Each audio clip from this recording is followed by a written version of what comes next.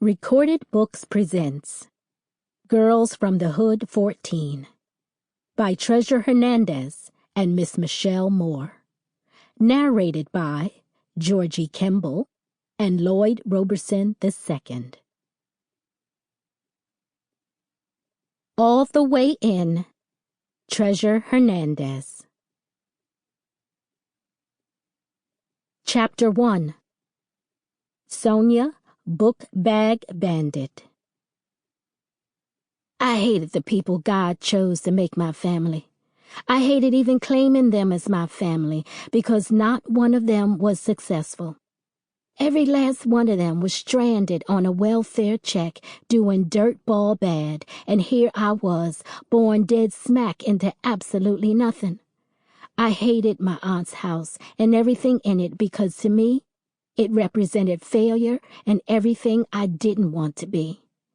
The empty wrappers, liquor bottles, and full ashtrays of smoked cigarettes reminded me every day of the life I didn't want.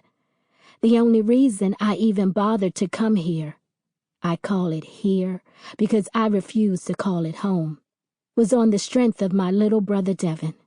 If it weren't for him, I would have stopped putting up with my aunt's hellhole long ago. Every night, I would lie with Devin on our pallet of sheets and old blankets, which we spread across the floor. I would lie there staring up at the ceiling, trying to figure out a way I could come up with enough money to move my little brother out of that dump and into a place that was at least clean. That was all I cared about. Not clothes, shoes, or even sleep.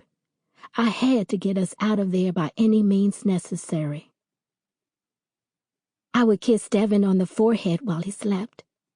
I'd look at his little innocent face for a minute, trying to find the inspiration I needed before I hit them streets and, hopefully, turn up something. Cuzzo and my aunt were the only two that beat me to the kitchen every morning. As soon as I hit the door, there she sat, legs crossed, in her favorite weathered blue nightgown, sipping coffee while pretending to be knee-deep in God's Word. I swear, if there were a back door or any other way out of that house other than going through the kitchen, I damn sure would have utilized it. The only way out was through the area where she diligently sat perched. It was almost like she was waiting to start messing with me. I would take a deep breath and prepare for the bullshit. "Morning, Auntie," I would say, heading for the kitchen sink to wash my hands. Even though her place was a mess, Lord knows you better wash your hands before touching anything in her kitchen.